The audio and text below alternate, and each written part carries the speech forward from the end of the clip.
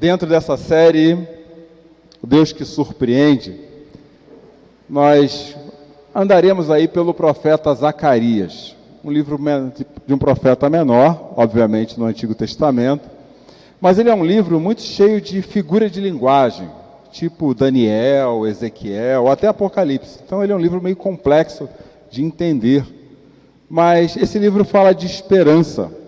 E a esperança você encontra no versículo 9 do capítulo 9, num texto que vocês que já caminham com a Bíblia há muito tempo vão reconhecer facilmente, talvez na palavra de um outro homem que é um evangelista. Zacarias diz assim, no capítulo 9, versículo 9: Alegre-se muito, cidade de Sião, exulte Jerusalém, eis que seu rei vem a você, justo e vitorioso, humilde e montado num jumento, um jumentinho, cria de jumenta. Eu não posso deixar de fazer o que eu fiz das outras vezes, trazer contexto para que a gente possa entender o que está acontecendo aqui. Hoje a geografia do mundo está de novo em evidência devido ao conflito que está havendo lá entre os filisteus e os israelitas. Se vocês não sabem, a faixa de Gaza é onde era a Filisteia. Então, filisteus e israelitas já brigam desde os tempos bíblicos. E, em geral, o foco desse conflito está nessa área, que é a área que nós conhecemos como Israel. E Zacarias era um profeta dessa parte de baixo do reino de Israel, em verde, que era o reino de Judá, cuja capital era Jerusalém. Como hoje havia outros povos ao redor de Israel. E um bem conhecido é esse, que talvez você nem consiga compreender pela imagem, mas essa é a conhecida Babilônia nos seus primórdios. E naquela cidade, Ereque, é justamente onde foi construída a Torre de Babel, lá de Gênesis. A Babilônia cresceu ao longo do mundo e conquistou toda a área do Oriente Médio e com ela também Israel. Quando ela chegou em Judá, o que ela fez? Ela pegou toda a realeza e todo o clero, toda a religiosidade de Judá e levou para o país dele. A Babilônia é conhecida nos filmes, talvez aqueles que têm um pouquinho mais de tempo de vida como eu, já tenham ouvido falar dos jardins suspensos da Babilônia. Era um lugar maravilhoso, fantástico. O próprio Alexandre o Grande, na sua dominação, um pouquinho mais para frente, ele ficou fascinado com os jardins da Babilônia e as suas belezas. Então era um povo muito rico, muito poderoso, e Deus usou este povo para oprimir Israel dentro desse contexto, dessa imagem. Entretanto, Israel por 70 anos ficou ali, sou eu. Israel por 70 anos ficou exilado pela Babilônia. Então a Babilônia pega os israelitas, só deixou os pobres em Israel, em Judá, para ser mais exato, e depois Deus levanta um outro povo chamado Pérsia, e quem viu os filmes dos 300, para conquistar a Babilônia. Quando os reis persas, Dario, para ser mais exato, conquista a Babilônia e chega onde Israel estava, o que ele fez? Ele permitiu que Israel voltasse, o povo de Israel voltasse para o seu território. E Zacarias, ele aparece nesse contexto. Quando eu abro o livro de Zacarias, capítulo 1, versículo 1, eu vejo o texto falando do segundo rei persa, ou Dario II, dizendo assim: no 8º mês do 2º ano do reinado de Dario, a palavra do Senhor veio ao profeta Zacarias, filho de Berequias e neto de Ido. E eu queria chamar a atenção para a gente, nessas guerras, isso não foi feito, essas mudanças não foram feitas de forma pacífica, foram batalhas. Então Israel foi dominado pela Babilônia, a Babilônia foi dominada pela Assíria. E hoje eles estão com vontade de andar de moto, né? E hoje nós temos visto aí, acompanhado a guerra que está acontecendo. Já tinha uma guerra que a gente achava grande, começou uma guerra maior no mundo. A Ucrânia sendo invadida pela Rússia, e agora nós vemos todo esse conflito na área de Israel e da faixa de Gaza. Mas o que a gente talvez não tenha parado para perceber ainda, que ainda as guerras servem a um propósito debaixo do plano do Senhor. Certamente para os israelenses, que não entendiam o distanciamento que eles tinham tomado a respeito da aliança que Deus havia com ao verem a Babilônia invadi-los, eles ficaram surpresos. Mas como assim? Como está acontecendo isso com o nosso país? Ao verem seus filhos mortos, suas crianças mortas, ao verem seus homens, suas mulheres morrerem em batalha, muitas mães, muitos pais choraram, mas eles não tinham consciência do que estava acontecendo. Deus fez isso, e depois tem vários outros profetas, como Daniel mesmo, com Sadraque, Misaque, Abidnego, que passa pela cova dos leões, passa pela fornalha, onde Deus vem purificando o seu povo através do fogo da batalha.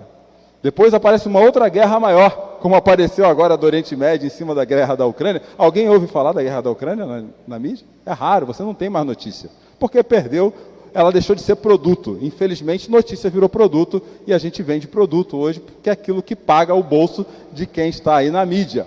Não, você vai ouvir falar da guerra de Israel, e com certa preterência a um país do que a outro. E nós precisamos até tomar cuidado com essa informação, com essa preterência. Esse povo é o certo, aquele é o errado. Nós precisaríamos conhecer pelo menos a história, desde os tempos bíblicos, para poder opinar a respeito da guerra que está acontecendo, como aconteceu comigo. 2 dias atrás, aí eu sentado com 3, 4 pessoas, e começaram a falar de preterências. E naquela roda tinha um descendente do povo da faixa de Gaza. E aí começou, imagina o bafafá que foi, né? Eu falei, gente, calma, ouçam a história. Quem não conhece a história, a primeira mensagem desse mês: permanece criança, entende por que isso está acontecendo, antes de opinar. Senão você vai ficar vendido pelas mídias, pelas notícias, pelas fake news que estão abundantes por aí. A gente tem que tomar cuidado hoje, até com o tipo de... com a opinião que a gente expressa a respeito da imagem que a gente vê e do filme, dos vídeos que a gente vê, porque isso é facilmente manipulável pelas mídias. Mas existe, por fora disso, algo que é inegável. Deus está governando e conduzindo a história. Israel volta, o povo de Israel volta para uma Jerusalém destruída, para a sua cidade santa, para a terra deles, e isso para eles era algo muito ruim, após passarem 70 anos exilados. Eles voltam sem terra, eles voltam sem alguém que representasse a religião de Israel, e eles voltam sem rei, porque eles foram dominados. Isso é uma perda de identidade tremenda para Israel, até hoje. Quem não sabe também, e não conhece a história, Israel, depois de um período muito longo, ele volta para o seu país, isso na história mais recente, na história moderna, em 1947, quando a ONU, após a Segunda Guerra Mundial, ela fez o quê? Ela devolveu para Israel o seu espaço de direito, não como instituição. Porque se você pegar qualquer bom israelita nos dias de hoje, ele é o mesmo em qualquer lugar do mundo. Ele mantém suas tradições, ele mantém suas crenças, ele se mantém firme. Pode ser, Jacques, não tem problema não. Dá um tchauzinho para a turma lá. Vai sair na câmera, você sabe. Então eles mantêm isso. E perder a sua terra era algo muito dolorido. Perder a referência, o templo, a referência da sua religião era algo muito dolorido. E perder também o seu reinado era dolorido de igual modo, porque isso roubava deles toda a esperança. Zacarias, junto com Ageu, é um dos 2 profetas que surgem nessa época, e juntamente com Esdras começam a falar a respeito da reconstrução de toda essa identidade, de toda essa esperança. Diz o texto lá no capítulo 1, versículo 8, que quando Zacarias dorme, ele tem uma visão. Deus fala com ele através do sonho, algo que era muito comum naquela época. E é aqui que eu quero que a gente preste um pouquinho mais de atenção para entender qual era a mensagem de Zacarias. Lembra que eu falei que tinha muita figura de linguagem? Esse sonho era dividido em 4 partes. Esse sonho falava de cavaleiros, falava de chifres, falava de reconstrução e falava também de um novo reinado. O que esse sonho quis dizer com chifres? Todos os países que dominaram Israel, eles eram conhecidos...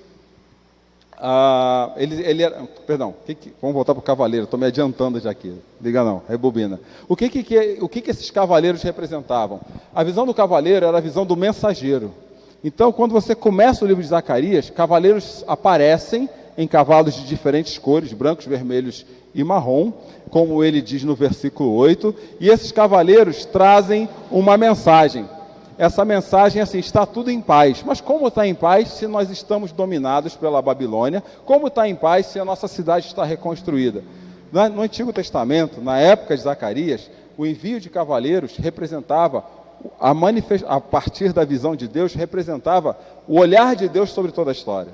Então é como se Deus estivesse falando assim: fiquem em paz, vocês estão 70 anos passando pelo exílio, vocês estão há 70 anos achando que é tempo demais para passar pelo que vocês estão passando, mas Deus, através dessa visão, está dizendo que tudo está em paz. Esse é um convite à confiança. E quantas vezes você e eu não achamos que algumas coisas estão demorando demais para acontecer na nossa vida? E Deus está falando assim: está tudo em paz. Está tudo em paz. Quando eu entendo minha relação com Jesus, eu entendo que apesar do cenário, está tudo em paz. Porque a paz que Jesus nos dá é uma paz que nada mais dá nessa vida. A paz que Jesus nos dá é uma paz que excede o entendimento. A paz que Jesus nos dá, ela completa todos os espaços vazios da nossa vida. Nós não precisamos da paz de Jesus e mais alguma coisa. Então, essa representação dos cavaleiros é como se Deus falasse assim: olha, está tudo em paz, mas a gente ainda não voltou para a nossa cidade, para a nossa terra, mas está tudo em paz, porque eu estou trazendo um exército mais forte, que agora vocês sabem quem é, a Pérsia, para poder vencer os babilônios, e vencendo os babilônios, vocês vão voltar para casa. Olha a solução de Deus para a história daquele povo. E aqui eu tenho uma segunda lição nessa visão.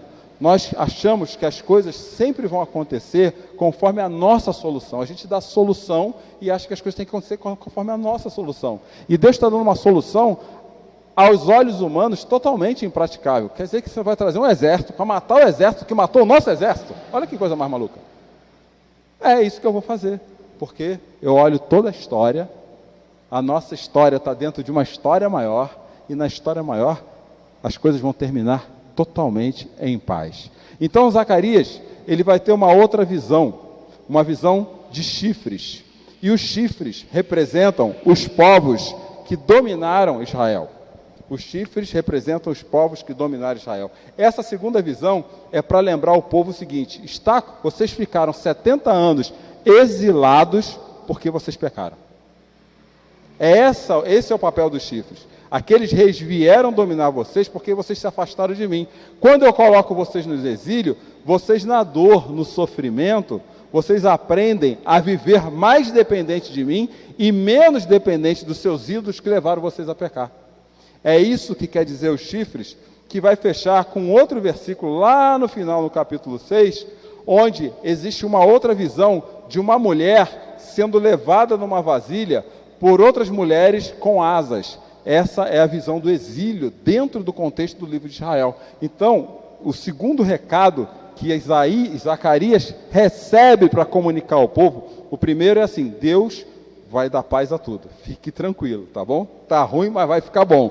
O segundo recado é o seguinte: vocês estão onde estão por causa do pecado de vocês mesmos. Lembrem-se disso.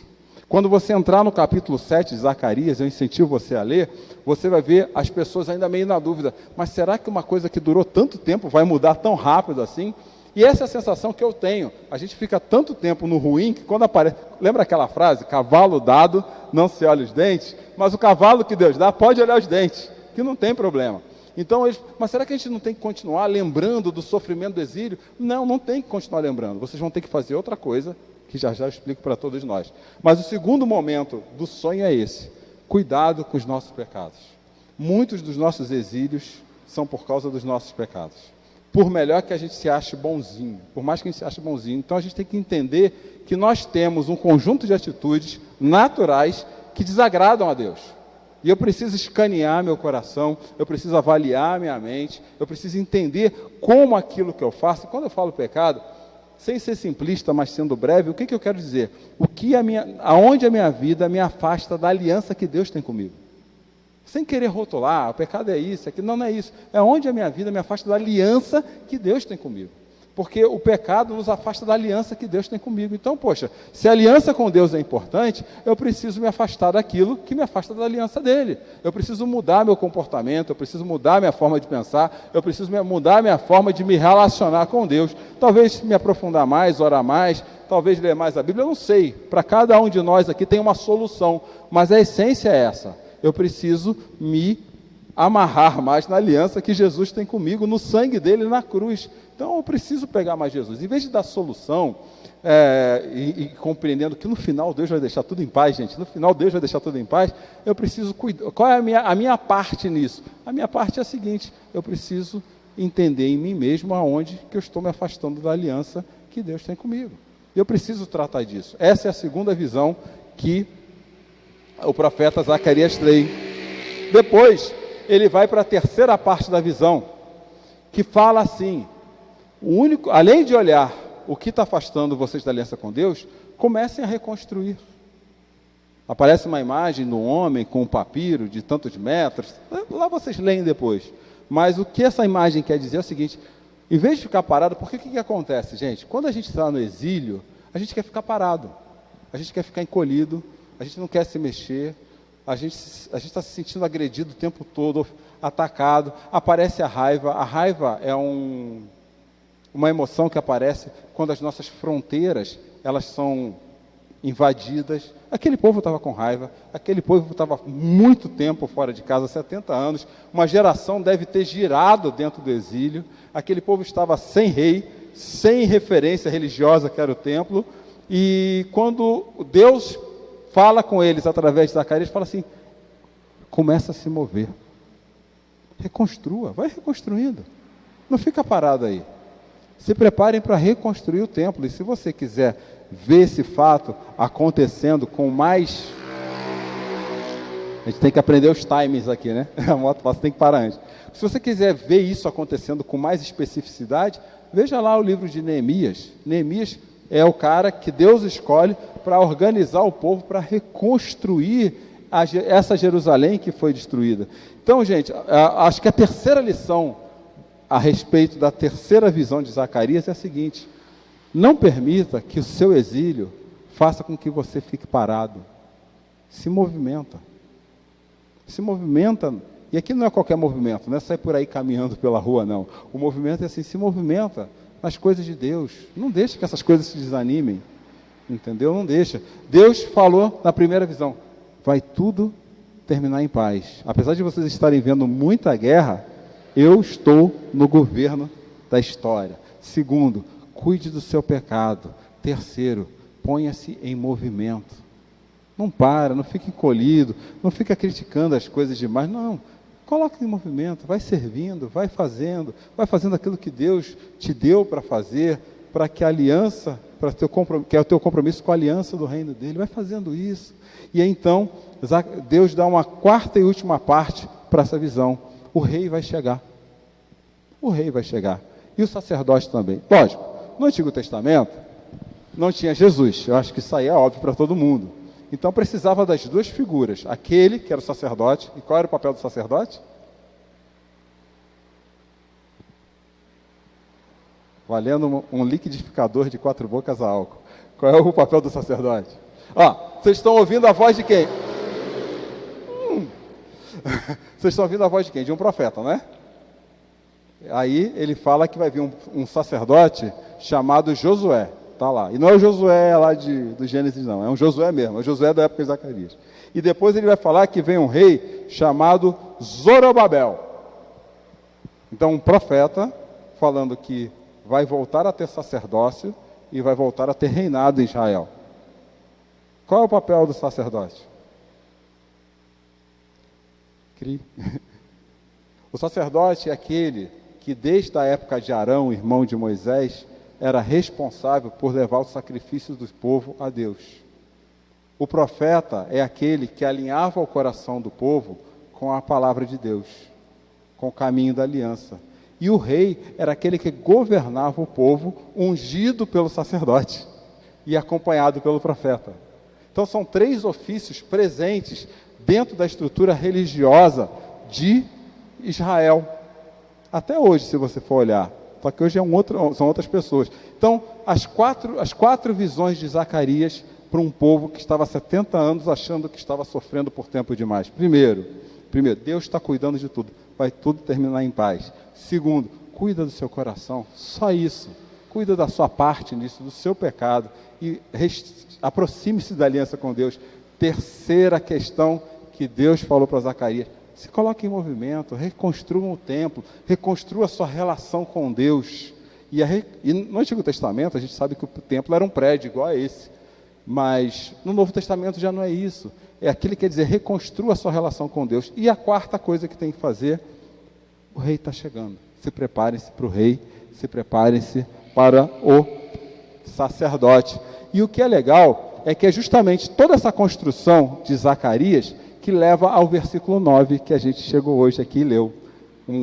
Quando o rei chegar, ele vai chegar montado numa jumenta, num jumentinho.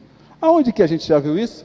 Mateus capítulo 5, versículo 5. Ele estava falando de Jesus. Ele não estava falando de Zorobabel. E Jesus, ele é rei? É? Cara, sou frio, hein? Jesus é profeta? Lembra? Primeira mensagem. Antes Deus falava pelos profetas e pelos homens, e agora fala por Jesus.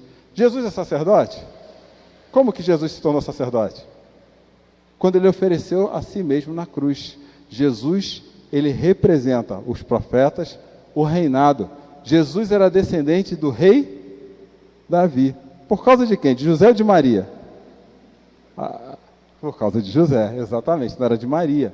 José era da genealogia de Jesus. Então Jesus, ele cumpre o ofício profético do Messias, ele cumpre o ofício sacerdotal do Messias e ele cumpre o ofício do rei. E tem mais um que ele cumpre que a gente não lida como ofício. Ele é o próprio sacrifício. Ele oferece a si mesmo. E quando Mateus fala de Jesus, é disso que ele está falando. Gente, o que isso tem a ver com a gente aqui hoje? Para a gente que se sente no exílio, para a gente que acha que as coisas estão demorando demais, que as coisas estão dando errado demais, por que isso serve para a gente? Bom, a partir de Jesus, e todos nós aqui, 100% de nós aqui, conhecemos a Jesus, já entregamos o coração a Jesus, o que isso serve para a gente? Em primeiro lugar, eu tenho que entender que Jesus venceu o nosso maior inimigo. Jesus venceu o nosso maior inimigo, é a morte. O apóstolo Paulo, na carta aos Coríntios, primeira carta, ele fala assim, onde é que está você, morte? Não tem mais morte. Cadê sua prisão? Então, apesar às vezes da vida estar difícil, da gente se sentir no exílio, não esqueça disso. O maior desafio da nossa vida já foi vencido na cruz por Jesus.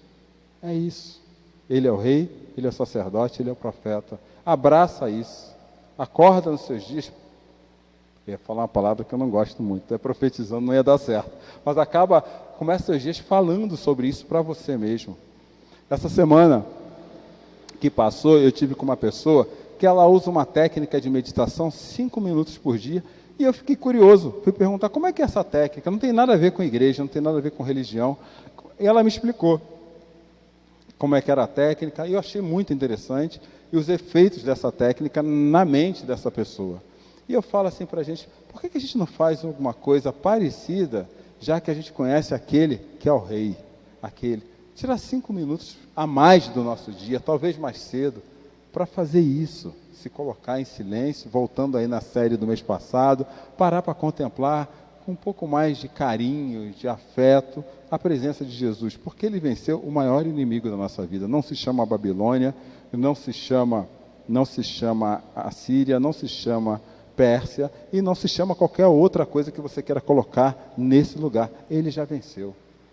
E assuma isso. Ele é o Senhor. A segunda coisa que Jesus nos ensina, a partir de Zacarias, é que ele nos tirou do exílio do pecado. Jesus nos tirou do exílio. O maior exílio que o meu coração pode viver, que poderia viver, era morrer eternamente. E eu não vou morrer eternamente. Existe vida eterna e existe morte eterna. Existem as duas coisas. Quem não está com Jesus não vai virar purpurina, não. Vai morrer eternamente num ambiente de pura desgraça, de puro sofrimento. E o maior sofrimento vai ser aquela que as pessoas vão infligir sobre as pessoas nesse lugar, onde todo mundo que não tem nenhuma relação com Deus vai viver. Jesus nos tirou disso, gente, de passar o resto da vida sofrendo. Imagina você morrer e acordar numa desgraça maior que essa. Essa é a verdade. A gente olha assim, mas será que pode? Senhor, mas o que a Bíblia diz é isso, se eu morrer nessa desgraça sem Jesus, eu acordo numa desgraça maior que essa. É isso, mas aqueles que estarão com Cristo não terão mais lágrimas, não terão mais choro, não terá mais dor, não vai ter mais sofrimento. Jesus venceu o nosso maior inimigo, a morte, em primeiro lugar. E Jesus nos purificou do pecado. Qual o pecado? Todos. Até aqueles que você não sabe que vai cometer ainda. Tudo está cravado na cruz. Então, aquilo que o Jackson falou aqui com muita propriedade, parabéns, Jackson, de coração, aquilo trouxe um certo conforto ao meu coração. A gente está aqui para realmente colocar o nosso coração. Deus está procurando adoradores, não é músico. Música a gente acha em outro lugar. É lógico que música também precisa. Mas não é isso, não é por isso. A música é um instrumento. Eu sou um instrumento. Deus é o que faz, que realiza. Não é? É dele o querer e o realizar, não é isso? Então a gente acalma seu coração, está tudo em paz. Jesus já morreu a nossa morte. Jesus já nos livrou de toda a dívida, como está em Colossenses. Toda a dívida foi cravada na cruz do Senhor Jesus. Ponto final. A gente precisa parar de colocar vírgula, ponto e vírgula, reticência em algumas coisas na nossa vida e colocar ponto final. Acabou aqui essa história, morreu aqui esse assunto. Há 2 semanas alguém falava assim, hoje tem tanta coisa para fazer, hoje eu estou cansado, Eu falei, faz uma coisa, uma dica, e eu me sinto assim também. Hoje, essa noite eu dormi mal pra caramba, vocês nem imaginam. Mas é culpa do excesso de bacon que eu comi ontem. Não foi nada demais, tá? Eu comi, acordei mal. Aí eu falei assim, isso acontece. Tem dia que a gente come bem, acorda bem, tem dia que a gente acorda mal, com a unha encravada, o que for, whatever, né? Mas o que acontece? Eu falei para aquela pessoa, e hoje eu fiz isso para mim. Vamos viver a vida que Deus nos deu para hoje? Vamos viver a vida que Deus nos deu para hoje? Essa vida que Deus nos deu para hoje. Vamos viver isso. Vamos viver isso porque Jesus morreu pelos nossos pecados. A terceira questão é que Jesus mudou. Eu usei uma palavra um pouco difícil aqui, ressignificou. Ela é meio da moda, né? Ele mudou nossa sistemática de adoração. Quando Jesus passou com seus discípulos em frente àquele templo reconstruído após o retorno do povo, aí depois Herodes aumentou o templo, ficou uma coisa mais bonita, depois o Edir Macedo, não, pera, aí, sabe, a gente estava aumentando. Jesus olhou para aquele prédio e falou assim, viu, para com essa coisa, não é assim que, não é ali naquele espacinho, naquela salinha que Deus está, que eles chamavam de Santíssimo, não vai sobrar pedra sobre pedra disso aí. E quando Jesus morre na cruz, a primeira coisa que rasga é o véu que separava as pessoas comuns de Deus. O véu que separava já não separa mais. Isso rasga. As pessoas comuns, eu, você, temos acesso a Deus livre através de Jesus. Rasgou, acabou. E a gente fica condicionando a nossa adoração a coisas, a prédios, a pessoas. Não é disso. Todos são instrumentos, desde que tome conta do seu pecado, cuide de si mesmo, né? Cuida-te de ti mesmo. Foi esse o recado que o apóstolo Paulo deu para o jovem Timóteo. Cuida-te de ti e da sã doutrina. Cuide dessas duas coisas. E é o que nós temos. Cuida da gente, cuidado, autocuidado, e cuida da sua relação com a aliança. É sobre isso. Então, Jesus quando falou assim, João capítulo 2, versículo 19, algumas pessoas uma briga lá de Jesus com os religiosos da sua época, ele falou, vocês podem destruir o templo que quiser. Jesus falou, vocês podem destruir o templo a hora que quiser, eu vou reerguê-lo em 3 dias. O que ele falou? No dia que eu subi naquela cruz, é tudo na cruz, gente. Não é nem essa cruz de madeira que está aqui embaixo, relevo não, é tudo na cruz do rei. Aliás, um ótimo livro, A Cruz do Rei. Se não leu, leiam. É tudo na cruz. É diante da cruz que a gente adora, é por trás da cruz que a gente se esconde, é através da cruz que a gente faz as coisas, da cruz do Senhor que morreu e ressuscitou. Então fique em paz, vai dar tudo certo. Já deu certo, porque Deus já fez dar certo. Cuida de você, porque Jesus já morreu pelos seus pecados. E se coloque em movimento, adora a Deus. Se um dia está mais triste, se um dia está mais alegre, se um dia está mais animado, adora do jeito que você está. O que Deus quer é aquilo que o Jackson falou. Você usou uma palavra específica, eu não me lembro qual era. Coração quebrantado e espírito contrito, Salmo número 51, diz o Davi. O que Deus espera da gente é isso. Isso fala, a gente repete as nomenclaturas bíblicas, e às vezes não tem ciência do conceito que está por trás. O que Davi quis dizer com coração quebrantado e espírito contrito? O que será? Que palavra resumiria esses dois termos? Diz aí, Alaide. E aliás, Jesus usa esse mesmo conceito lá em João, lá em João 4, quando Jesus fala com a mulher samaritana. O que é um coração quebrantado? É um coração autêntico. Seja autêntico diante de Deus. Seja você mesmo. Qual é a melhor maneira de eu ser eu mesmo do que reconhecendo meus pecados? Sendo verdadeiro com meus pecados. Qual é a melhor maneira de ser autêntico? Seja verdadeiro diante de Deus. Porque Deus é verdadeiro com a gente. E a última questão para terminar aqui nossa noite de hoje é essa. Jesus é o rei, o sacerdote e também o profeta. Na carta aos Hebreus, que é uma carta que conecta com muita gentileza e excelência o que dizia o Antigo Testamento com o Novo, o autor de Hebreus, que para mim não é Paulo, talvez um discípulo dele, diz assim: ele é o sumo sacerdote. É ele que está oferecendo todos os dias a nossa vida a Deus. E Lucas fala isso no livro de Atos, que Jesus, ele está intercedendo por você e por mim, nesse exato momento que você me ouve.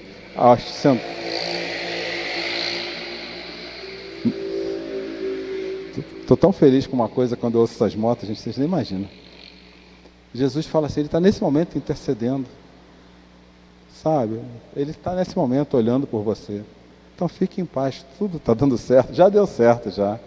Cuida de você, cuida da sua parte e siga em movimento, mantendo cada vez mais firme essa aliança que Deus tem contigo, cultivando essa aliança. E acima de tudo, o teu rei vive.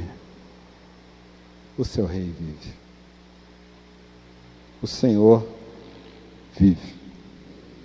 E por viver, Ele está nesse momento, cuidando de você. E vai sair daqui cuidando de você. E continuará cuidando de você. Amém? Vamos orar? Senhor, que a nossa esperança esteja em Cristo. Pois Ele nos deu paz com Deus, através dEle. Que a gente viva essa paz, que a gente experimente essa paz, que a gente transborde essa paz. Que nós possamos, ó Deus, sermos autênticos diante do Senhor. Verdadeiros. O Senhor já sabe tudo a respeito da gente. Nos permita sermos verdadeiros. E quando formos, ó Deus, olha para o nosso coração com um olhar de misericórdia. Por favor. E jamais se impeça, e impeça, ó Deus, que as coisas à nossa volta, que nos desanimam, nos tirem a alegria de te servir, de nos mantermos firmes com a aliança que o Senhor tem com a gente. E por isso, ó Deus, que a gente proclame com a vida, com os lábios, com a caminhada, através da jornada, que Jesus é Rei e Senhor de tudo, inclusive das nossas vidas. É o que nós pedimos e agradecemos em Teu nome, Senhor Jesus. Amém.